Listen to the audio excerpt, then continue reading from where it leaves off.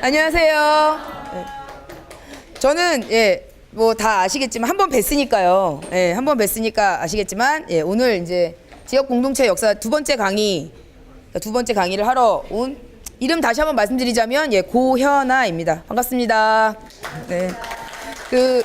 처음에도 굉장히 저를 이렇게 따스하게 맞아주셨는데 두 번째도 역시 한 번 또 저 보셨다고 인사도 다 나누고 그럴 수 있어서 되게 좋은 것 같습니다.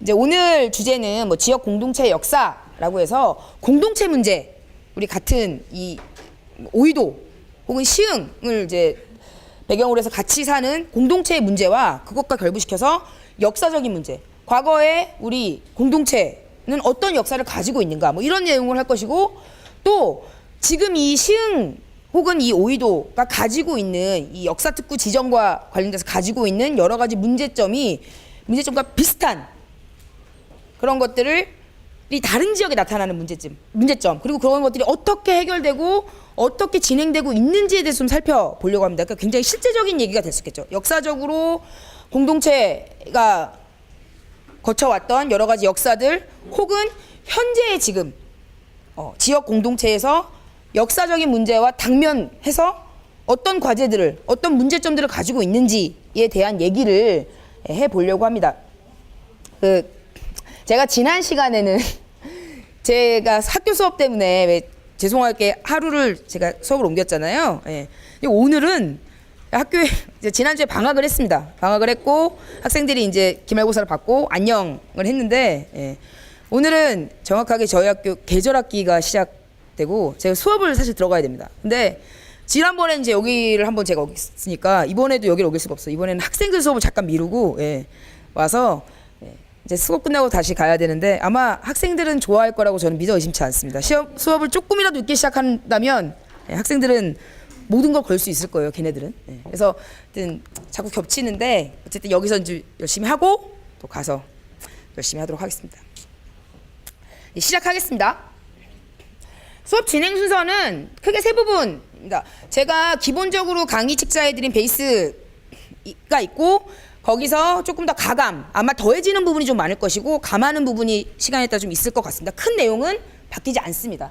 첫 번째는 일단은 지역, 뭐 아주 사전적인 개념이죠. 사전적인 지역, 그리고 지역민, 지역 공동체가 무엇인지에 대해서 일단은 어쨌든 우리가 알아야 되는 거죠. 접근을 해야 되는 것이고, 그럼 실제적으로 지역 공동체라는 게 어떻게 역사와 함께 왔는가, 뭐 이런 얘기 당연히 해야겠죠. 당연히 해야겠고, 제가 아마 여기서 오늘 약간 뭐 이렇게 실질적인 단체, 뭐 개인의 성형 이런 게 약간 제가 얘기를 할 수도 있어가지고 듣고 뭐 이렇게 이제 아마 진행돼야 될 부분도 좀 있어야 될 것 같습니다. 그리고 앞으로 그러면 지역 공동체가 어떻게 이런 역사적인 사실들을 바탕으로 갈 것이냐, 뭐 이런 얘기가 마지막 세 번째, 공생하는, 같이 함께 모두가 잘 사는 의미에서의 지역 공동체, 뭐 이런 정도의 얘기, 세 부분 정도를 가지고 얘기를 할까 합니다. 21세기 들어서는 이제는 지역 공동체의 의미보다는 글로벌, 세계화, 지구촌, 뭐 이런 얘기를 많이 하죠. 그래서 뭐 예전 같으면 꿈 같은 얘기죠. 뭐 제가 여기서 뭐 제 차를 운전해서 경주를 간다. 그러면 3시간 반 정도 시간이 걸리는데 제가 여기서 일본을 가면, 큐슈 지역 가면 45분, 50분이 걸립니다. 그러니까 제가 그때 말씀드렸듯이 비행기 타고 뜨고 밥 먹고 바로 내려요.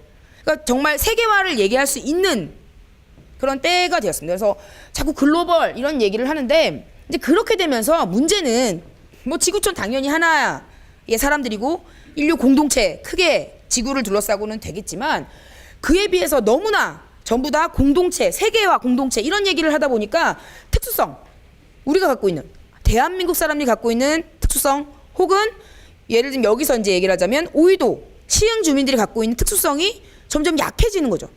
어느 순간이 되다 보니까 너무나 국제적인 것, 세계적인 것만 강조하다 보니까 우리의 것, 우리의 특성, 혹은 이 지역의 특성, 이런 것들이 자꾸 약해지는, 사실 그런 문제점을 가지고 있습니다. 보편화된다는 거죠. 물론 보편화라는 건 굉장히 중요합니다만 각 지역이 가지고 있는 특수성도 굉장히 중요한 얘기이기 때문에 요즘 이제 들어서 다시 지역사 혹은 뭐 이제 각국사 이런 것들을 다시 조명하는 이제 그런 지금 추세로 가고 있습니다. 그래서 그런 의미에서 사실 지역사라든가 지역 공동체, 세계화, 지구촌, 우리 누구나 할 수 있는 그런 것들 말고 지역의 공동체로서의 한 지역을 가지고 있는 공동체로서의 삶이 무엇인지 이런 것들이 지금 조명받고 있는 이제 그런 상황입니다.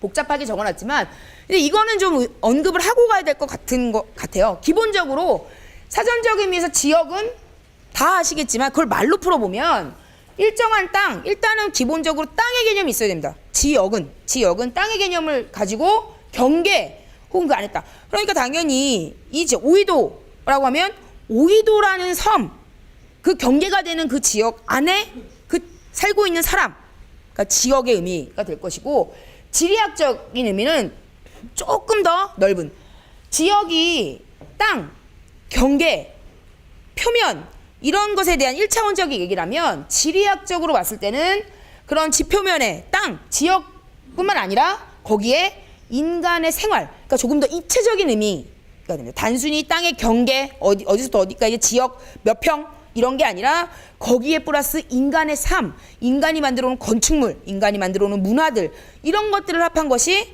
이제 아무래도 지리학적인 의미의 지역입니다. 그리고 지역학적으로 뭐 이런 것 굉장히 복잡한데 이런 게 있다 정도만 알아두시면 될 것 같은데 이건 또 조금 더 넓으면서 특정적인 개념입니다. 그래서 한국, 일본, 중국 사람들이 인위적으로 만들어 놓은 그런 국경선에 의해서 구역된 지역일 수도 있고 혹은 우리 요즘에 보면은 뭐 동아시아, 동북아시아 이렇게 확정되어낸 임의의 경계 이런 것들이 지역학적으로 그리고 이 지역 같은 묶어놓은 지역학적인 의미의 경계에서는 사람들이 기본적으로 동질성을 느끼죠. 그러니까 물론 당연히 한국은 한국 사람들의 정서가 있고 이 지역은 이 지역 사람 정서가 있고 근데 조금 더 크게 봤을 때 동아시아라고 하면 중국, 일본, 우리나라 이제 세 나라 가장 대표적인 나라라고 치면 동아시아 딱 하면 물론 서로 싫어하는 것 같습니다. 우리나라도 일본 싫어하고 일본도 우리 싫어하고 중국도 싫어하고 서로 그런 것 같지만 전 지구적으로 봤을 때는 동북아 우린 역사 속에서 공통점을 가지고 있어요. 그렇게 이제 보는 것처럼 그리고 혹은 기본적으로 어쨌든 한자 문화권 동북아시아 한자 문화권 혹은 유교 문화권 혹은 불교 문화권이라고 하는 특정의 어떤 특색을 가지고 묶어놓은 지역 이런 것들이 지역학적 의미에서 지리 뭐 혹은 지역 이런 게 됩니다. 그래서 동아시아라는 게 보면 유교 문화권 그리고 한자 문화권 뭐 이런 것들을 바탕으로 그런 정서들을 공유하는 예를 들면 지역학적 의미라고 하면 지역 이렇게 이제 설명할 수 있을 것 같습니다. 근데 단순히 여기 이런 그런 개념보다 여기서 사람을 조금 더 생각하는 당연히 뭐 지역이든 지리든 무엇이든 사람이 중심이어야 되는 거잖아요. 역사도 무조건 사람이 중심입니다. 우리가 사람을 중심으로 하는 개념을 이제 생각해봤을 때 들어갈 수 있는 것이 지역민이라는 개념이 될 겁니다. 그래서 그 지역에 사는 지금 여기 계시는 개개인의 여기 지금 우리 수강생들 혹은 저 개개의 사람을 이제 넣어서 생각할 수 있는 개념입니다. 그리고 그들의 공동체, 지금 여기 계신 분들의 공동체 이것이 바로 지역민입니다. 그래서 그런 것들을 이제 포괄적으로 정리했을 때 그럼 지역 공동체라는 것은 일단은 여기 이제 보면 이 지역 그러니까 오이도라고 하는 지리적 행정적인 분할이 되어 있죠. 여기는 뭐 지역 행정구역상 오이도라고 하는 구역 속에서 나누어진 일정한 지역이죠. 오이도는 그 안에 사람들의 생활 공동체 그것이 일단은 뭐 아주 좀 사전적인 의미의 좀 지루한 이런 이제 공동체가 됩니다. 그래서 공동체에는 단순히 땅만 있는 것도 아니고 공간만 있는 것도 아닙니다. 바로 공간과 그 다음에 사람이 들어가서 그들 간의 상호 작용. 그냥 여기 모르는 사람, 그러니까 만약에 제가 이제 학교에서 수업을 하면 학교 학생들 수업 이렇게 모아놓고 우리는 공동체야 하면 공동체의식이 전혀 느껴지지 않습니다. 왜냐하면 그들은 각각의 상호작용, 상호의식이 없기 때문이에요. 그런데 시간이 지나고 제가 수업을 한 학기를 하면서 어쨌든 학생들이 공통적으로 느끼게 되는 것들이 있죠. 아, 정말 이 수업은 지겹다. 아니면 아, 빨리 끝났으면 좋겠다. 느끼게 하는 공통적인 감정. 아, 내가 이 수업을 듣는 학생이구나. 이런 감정, 상호작용이 있어야 되죠. 그래서 그걸 바탕으로 우리는 하나다.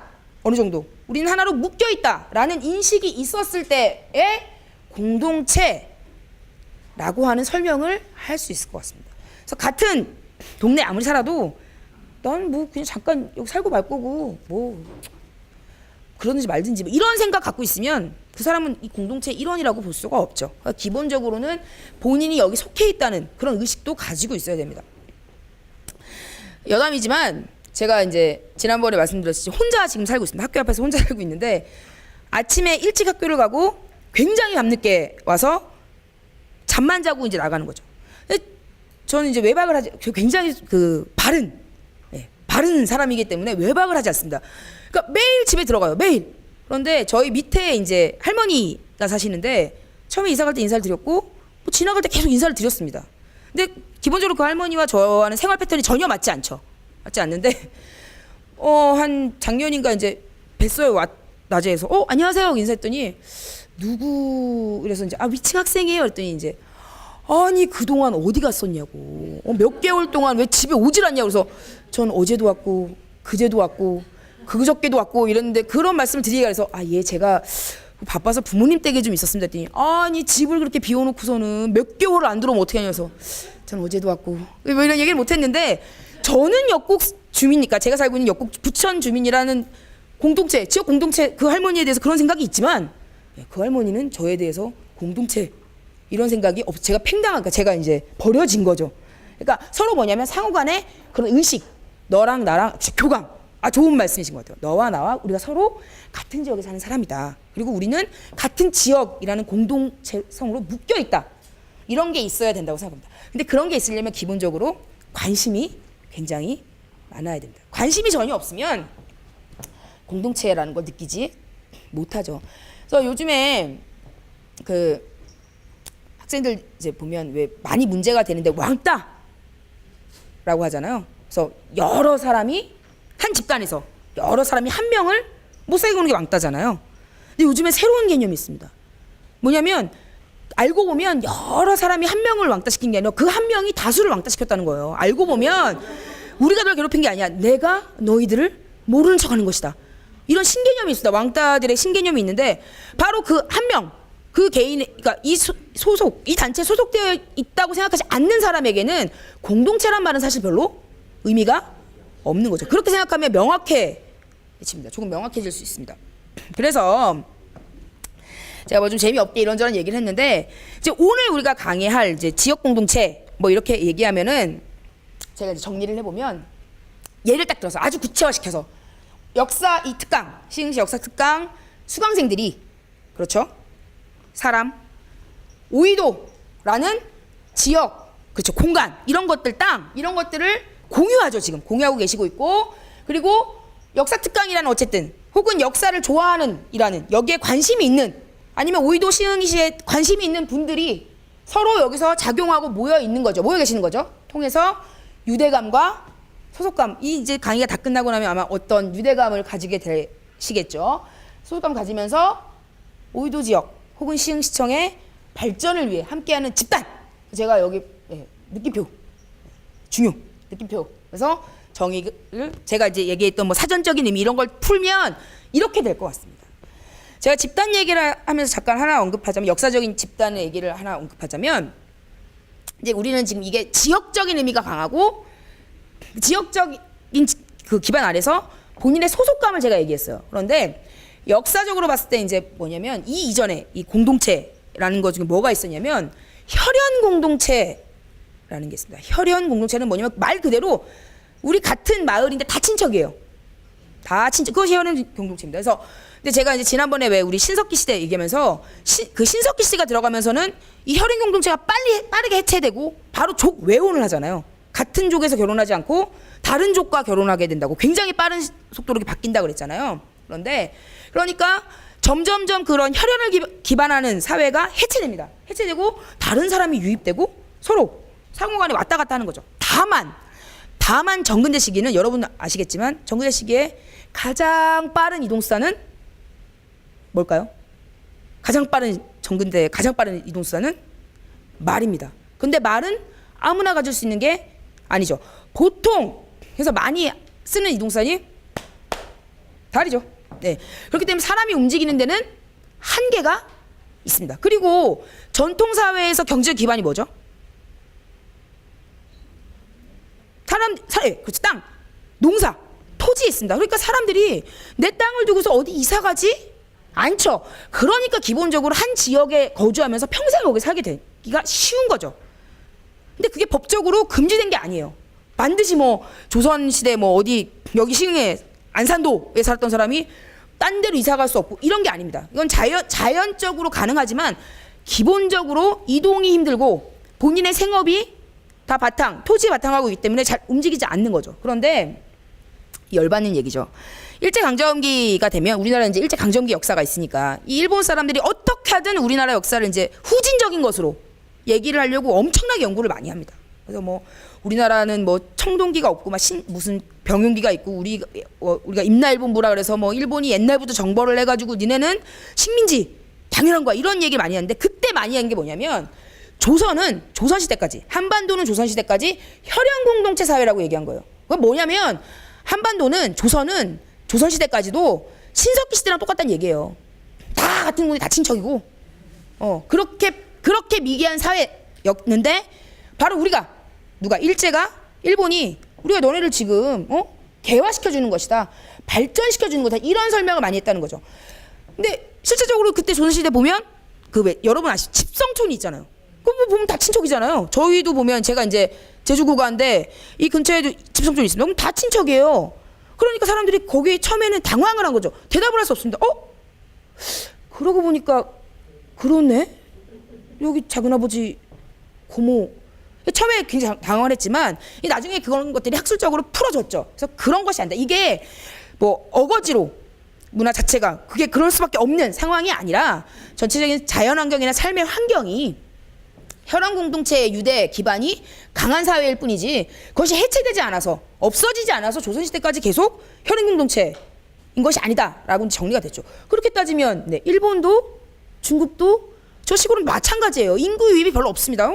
다 비슷비슷한 친척끼리 사는 거죠. 그래서 이제 그런 혈연 공동체에 대한 논쟁이 많았고 그래서 제가 여러분들한테 이제 퀴즈를 하나 내자면 그거와 관련돼서 나오는 용어가 하나 있습니다. 이거는 이제 여긴 다 보통 역사 이제 전문가, 준전문가 다 아니면 전문가 이러시니까 보면 신라 말에서 고려 시대에 보면 지방 세력, 고려를 건국한 지방 세력을 뭐라고 부르죠? 호족. 그렇죠.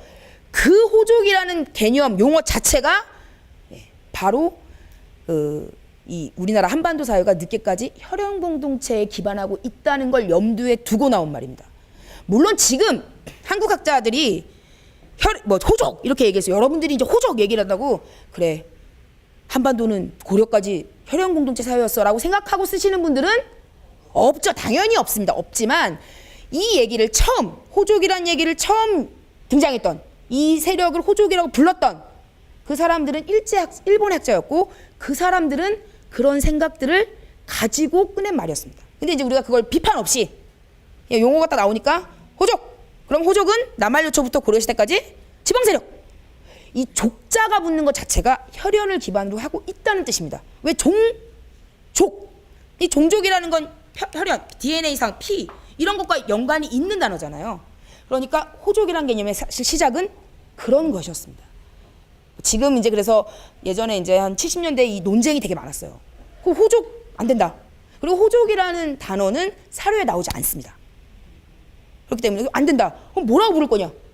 그래서 이제 저 같은 경우는 지방 세력이라고 부르는데 지방 세력이라고 하기 좀 애매하죠. 왜냐하면 지금도 지방 세력이 있고 조선 시대도 지방 세력이 있고 있을 텐데 근데 이제 생각을 많이 해봤는데 어쨌든 호족이라고 부르는 것보다는 그냥 신라 말 지방 세력, 고려 시대 지방 세력이라고 시대를 한정하고 쓰겠다 하고 저 같은 경우는 이제 지방 세력이라고 부르고 뭐 여기에 대해서 대안들이 있습니다만 아직 뭐 이게 학계에서 이걸 어떻게 하자 이런 논쟁까지는 뭐 아직은 다 완료되지 않았습니다. 어쨌든 호족은 그런 의미가 처음에 있었다는 거 여러분이 아시면 돼요. 그러니까 공동체라는 게 지금 우리가 이 시대에 와서 혈연 공동체 얘기를 하는 것은 너무 웃긴 거죠. 근데 공동체의 역사라는 것 자체가 처음에는 신석기 시대 우리 여기 오이도에 패총을 두고 살았던 이 사람들은 처음에 어느 정도의 혈연적인 기반을 가지고 있습니다. 그런데 제가 아까도 얘기했지만 결혼을 하게 되면 외혼을 하게 되면서 섞인다는 거죠. 외부 집단에서 결혼을 해서 들어오고 또 나가는 사람이 있고, 그러니까 이 혈연 공동체는 계속해서 깨어지는 방향으로 간다는 거죠. 가고 이제 그리고 지금 이 현대사회, 뭐 신분제 이런 게 다 해체된 현대사회에 와서는 서로 평등한 입장에서 여러 가지 개인 사유로 충분히 이동이 가능하기 때문에 여기서 더 이상 우리가 혈연의 얘기를 하는 것은 의미가 없지만, 어쨌든 공동체의 역사는 그렇게 지속되었다는 거는 여러분이 이제 기억을 하셨으면 좋겠습니다.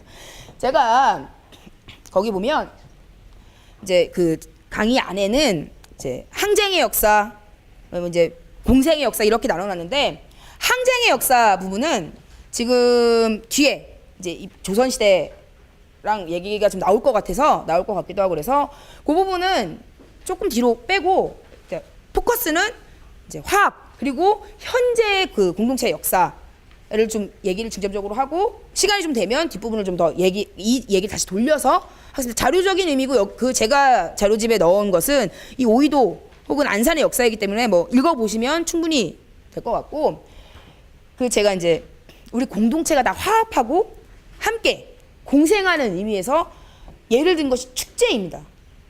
축제라는 것이 예를 들 건데, 옛날부터 오래전부터 국가별, 지역별 굉장히 다양한 축제들이 있습니다. 생각을 해보세요. 우리가 이제 다 하나의 지역민이라고 하면 1년 내내 얼굴 봅니다. 어제도 보고 오늘도 보고 내일도 볼 거고 1년 뒤에도 볼 거고 10년 뒤에도 볼 거라는 거죠. 물론 그 일상이 그렇게 일상이 흘러가는 것이지만 사실 무료하죠. 사람이 아무것도 하지 않고 그냥 어제도 보고 오늘도 보고 밋밋하게 내일도 보고 지루하다는 거죠. 그러니까 사람들이 서로 이 공동체, 우리가 함께 사는 사람으로서의 일체감, 그래 우리는 같이 사는 사람이야 라는 걸 느끼도록 여러 가지의 행위들을 하게 되는데, 그때 가장 이제 나타날 수 있는 것이 축제입니다. 그래서 제가 오이도 지역은 무슨 축제가 있나 찾아봤더니 오이도에 조가비 축제가 굉장히 크게 열리더라고요. 그래서 제가 시간이 되면 저도 한번 와서, 제가 아직도 여기 와가지고 아직 칼국수를 못 먹었어요.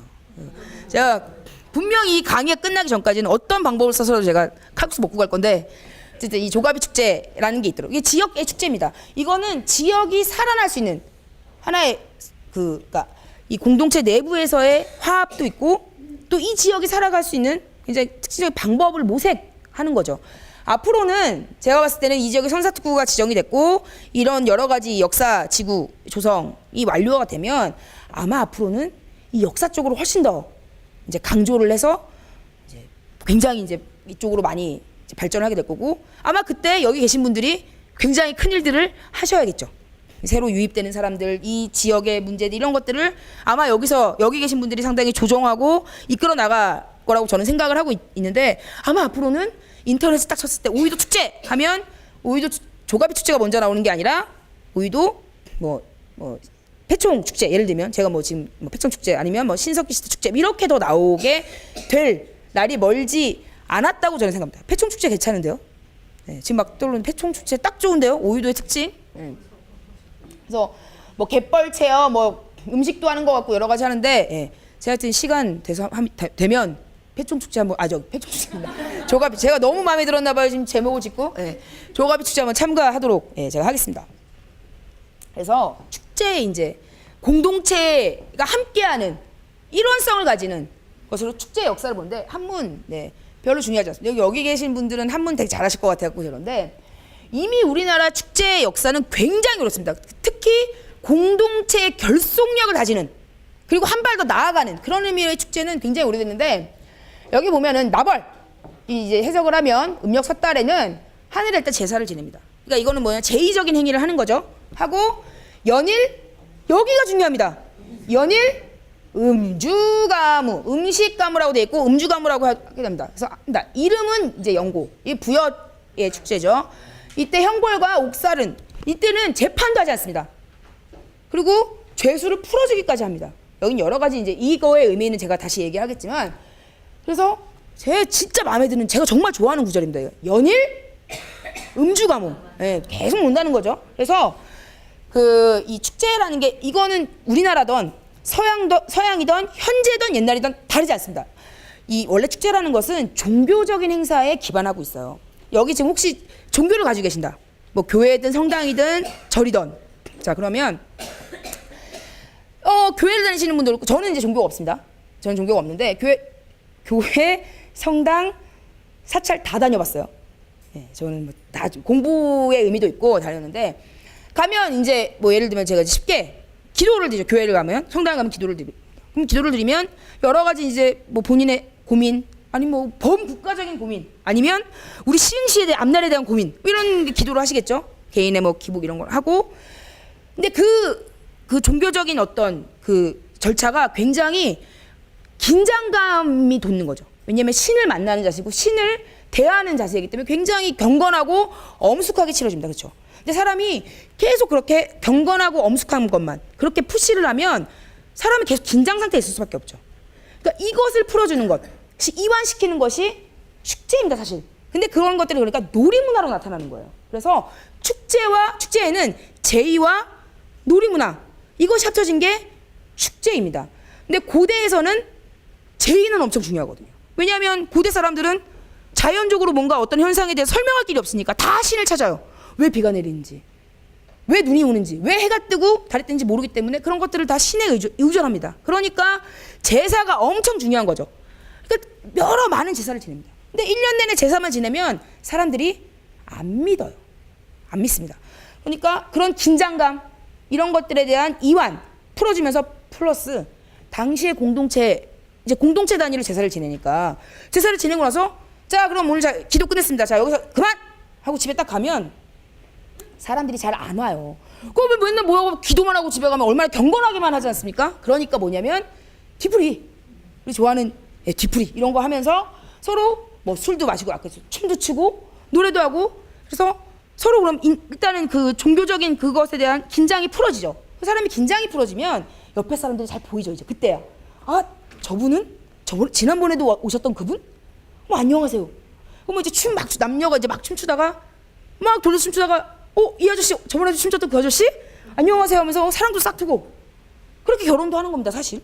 그러면서 내가 이 지역, 예를 들면 오이도, 내가 오이도 이 지역에 이렇게 이런 사람이 있고 이렇게 알게 되고, 그래 내가 이 지역 사람이었다, 그리고 우리 지역 축제가 최고다 라고 생각하게 됩니다. 축제의 연회는 그것이에요. 그래서 기독교도 보면 사순절 하잖아요. 고행, 뭐 부활절 저 잘 모르지만, 그러면 끝나고 사실은 그 다음에 하는 것이 축제라고 하고, 뭐 브라질의 카니발, 세계적인 축제들 다 그렇습니다. 근데 그런 축제들 지금 현재까지 잘 살려 있는데 보면 일단은 노는 걸 굉장히 강조하죠. 근데 그런 것들로 국가 혹은 지역이 벌어들이는 수입은 상상할 수가 없을 정도로 어마어마하죠. 굉장히 잘 살린 현대적인, 그러니까 고대의 그런 습성을 현재까지 잘 살린 그런 내용 중에 하나입니다. 이 지역도 충분히 그렇게 될 수 있는 사실은 바탕이 되는 것이죠.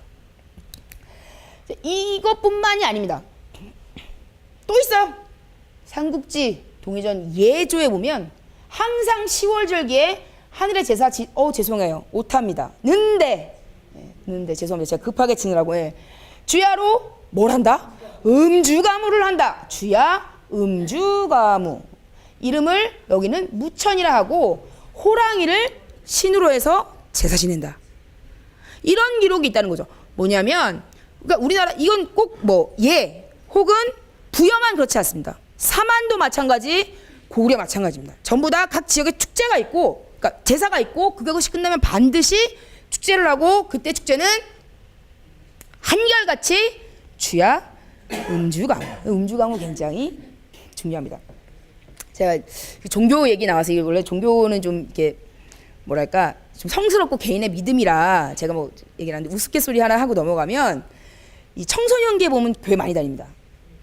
근데 물론 제가 종교를 비하하고자 하는 건 아니고 물론 하나님 어렸을 때 섬기고 굉장히 중요합니다. 근데 중간에 갑자기 교회를 열심히 가는 애들 있어요. 특히 중고등학교 때 그런 애들을 딱 보면 교회 오빠, 교회 연애로 가는 거예요. 그래서 막 그 청년부 이렇게 다니면서 그때 막 사실 중고등학교 때 제가 생각해도 저는 이제 중고등학교 때 교회를 다니지 않았습니다만 그 교회 오빠도 멋있는 것 같아요. 중학교 때 고등학교 오빠는 이거 고등학교 때 대학교 오빠는 뭐 이런 거였기 때문에 많이 다닙니다. 근데 이제 우리나라에서는 교회, 뭐 절도 마찬가지지만 교회가 많이 이제 이 수도권이나 서울에서 활성화되어 있으니까 이제 그런 걸 많이 봤어요. 그래서 제가 이제 대학 들어오고 지금 강의를 하면서도 학생들한테 너희의 그 중고등학교 때 미성년자 때 교회 경험은 다 교회 오빠를 만나기 위해서다. 뭐 이렇게 얘기를 하는데 그거랑 비슷하게 저의 그 생각의 전환을 그 일대 사건이 하나 있습니다. 바꿔줬던 후배 녀석이 하나가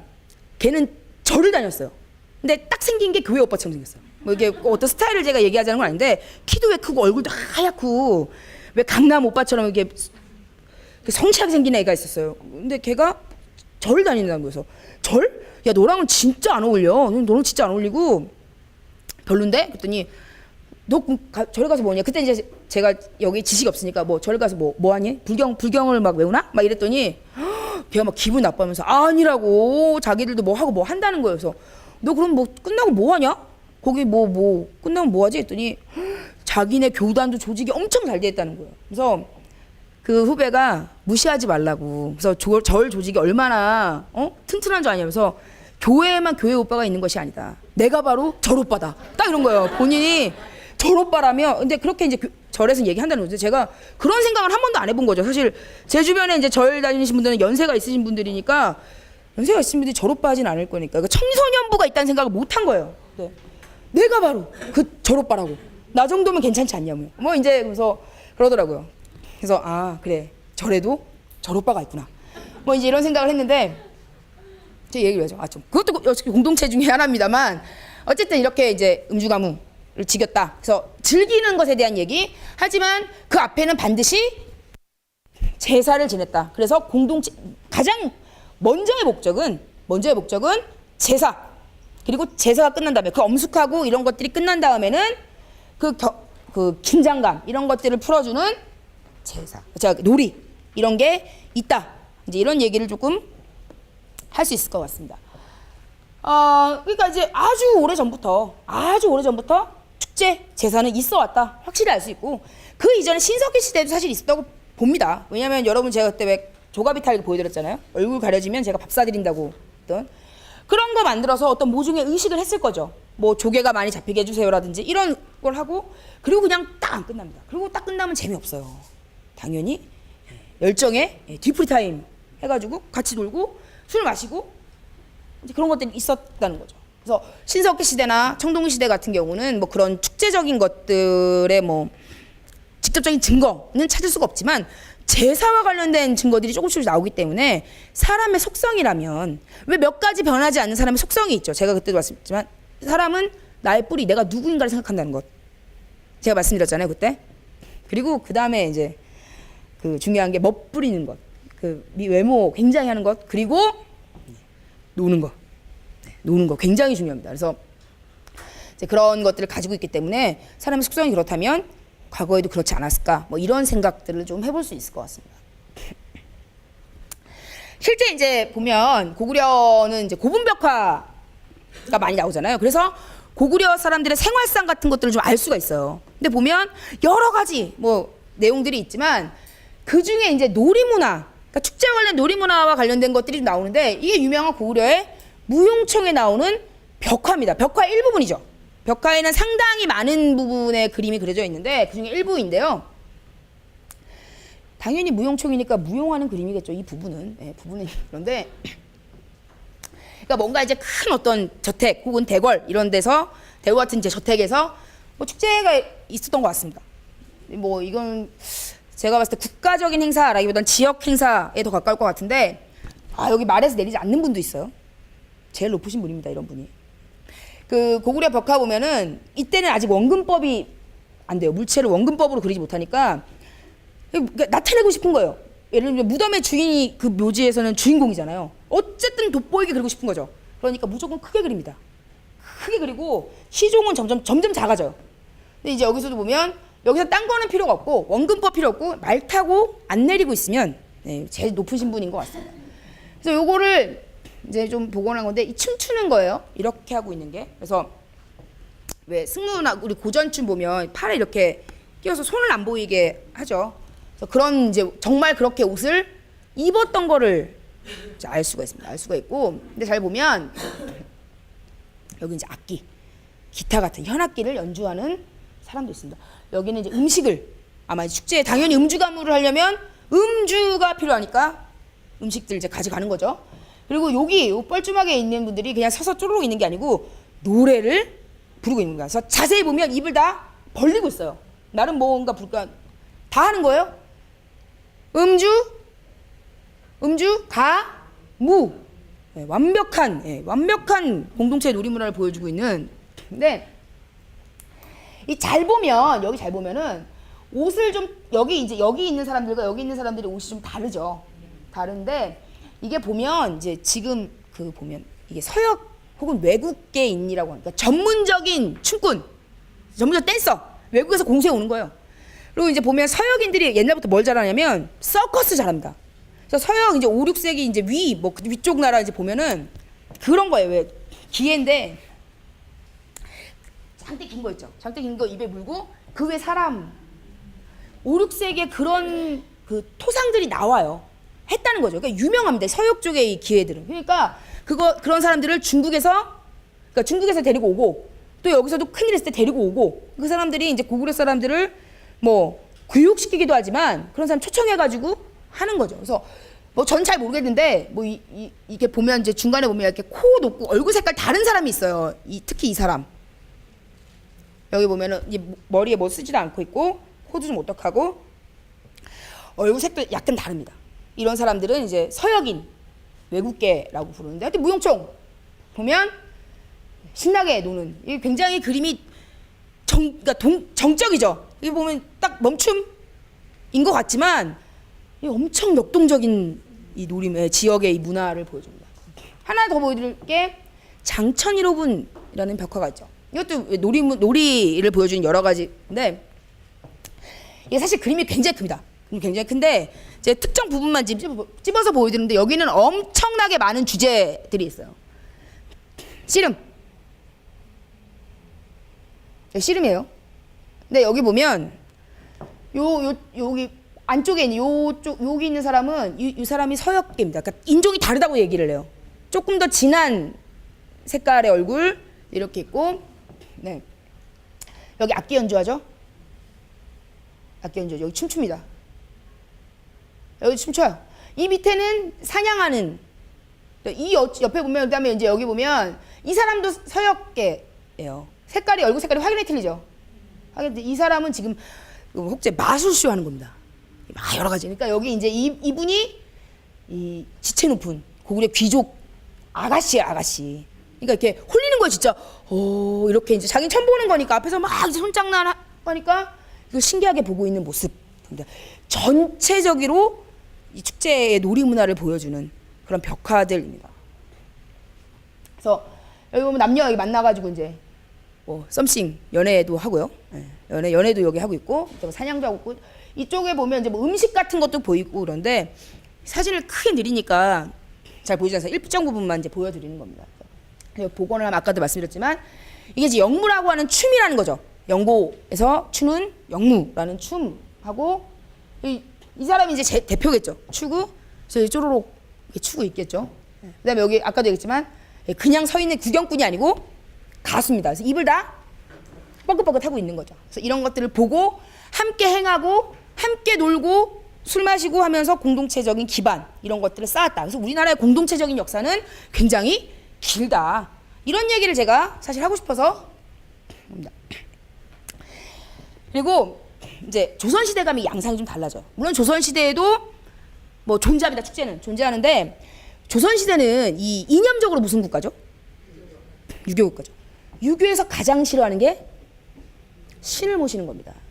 그러니까 유교가 무조건 물론 유교와 이제 불교는 전통시대 경쟁사이에요. 경쟁사입니다. 그러니까 서로 막 싸우기도 하는데 기본적으로 유교는 당시의 유교라는 것은 뭐냐면 그러니까 지성사라는 거죠. 신이 존재하는 게 아니죠. 사람의 지성, 사람의 마음, 심 이런 게 중요하지 신의 세계가 어디냐. 그러니까 그런 부분에서 유교가 불교를 상당히 비판합니다. 굉장히 비판하죠. 그러니까 당연히 그런 관점에서 보면 우리가 이전까지 갖고 있던 전통적인 신앙 체계는 당연히 비판받습니다.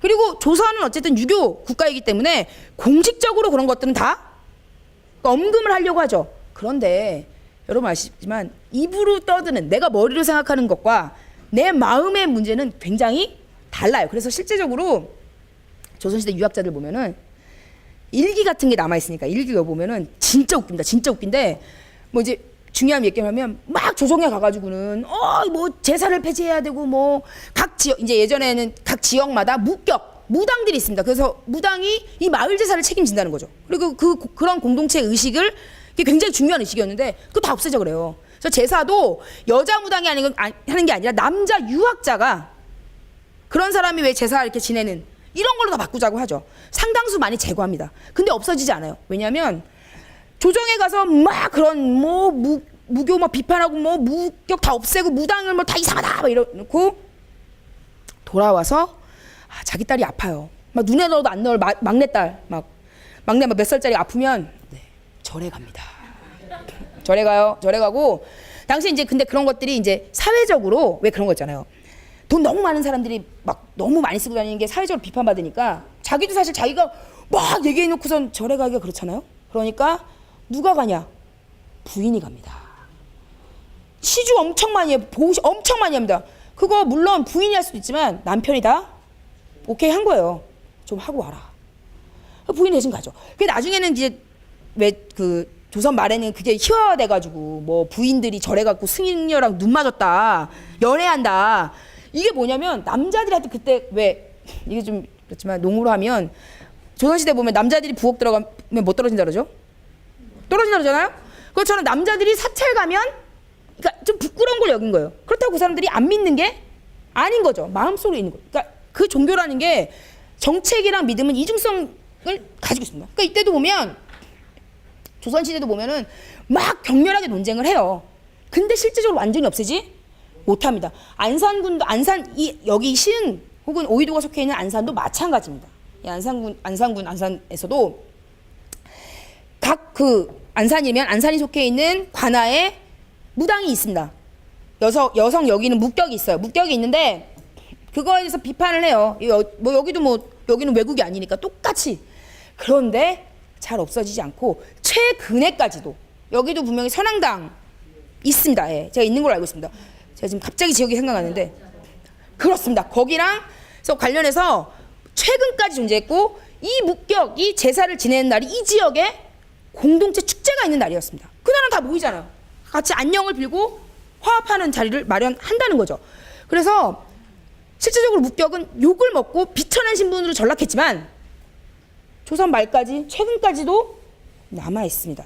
그래서 그런 축제들을 많이 살려가지고 지금 현재 지역 축제로 하는데 많잖아요. 근데 이제 그래서 이 안산 지역에 이제 혹은 이 시흥이나 오이도를 포함한 안산 지역의 축제에서는 여성 묵격이 제사를 지내는 그 선앙당 신앙 플러스 이 지역은 바닷가이고 생활의 터전이 바다, 물과 관련되어 있기 때문에 용신앙과 결합해서 그런 축제를 가졌다는 사실을 알 수 있습니다. 그래서 제가 아마 거기 자료는 좀 있을 텐데 보면 이제 기록들도 좀 남아 있어요. 했던 것 같고 그다음에 조선시대에 이 지역에 살았던 제가 갑자기 지금 생각이 안 나는데 제가 확인해서 말씀드렸는데 그 사람이 지은 책에 보면 기록이 있어요. 이 무당이 이렇게 제사를 지내는데 이런 모습이 어떻다. 그러니까 최근까지도 남아 있는 거죠. 그 사람은 신랄하게 유교 문화를 비판했지만 한편으로는 그런 거 하면 가 보는 거예요. 참석하는 겁니다. 그래서 이런 것들이 이 지역 또 다른 얘기가 아니라 똑같다. 계속해서 있었고 아주 오래전부터 이 오이도 지역도 그런 공동체성을 가지고 있었다라는 사실을 알 수 있습니다. 제가 사실은 오이도 지역에 있는 뭐 무당, 묵격의 사진을 구할 수는 없습니다. 한계가 있죠. 당시에 조선시대, 조선 말에 실제 무당들입니다. 실제 무당들이고 네, 맞습니다. 그래서 교육을 받죠. 전수를 해서 받고 이렇게 보면 그래서 이분이 굉장히 유명하신 분이에요. 그러니까 묵격은 굉장히 제일 이제 엄마 이렇게 할 수 있는 가장 신내림 받은 그 제자들이죠. 하면서 이것이 오이도 지역도 다르지 않았을 것이다. 관에서 이제 그것을 담당하고 있을 때는 계속해서 내려가니까 전승되니까요. 무라는 것은. 그래서 조선시대 후기 19세기에 기산이라는 사람, 이 풍속칼을 그리던 사람이 있습니다. 이거는 거의 한말인데 그 사람이 그렸던 풍속도 무녀가 굿을 하는 이제 그림을 그린 거죠. 보면 지금 우리 왜 구타하는 거랑 다르지 않습니다, 많이. 그래서 이런 전통신앙은 뭐 시대에 따라 조금씩 변하긴 하지만 크게 많이 바뀌지 않습니다. 크게 많이 바뀌지 않고.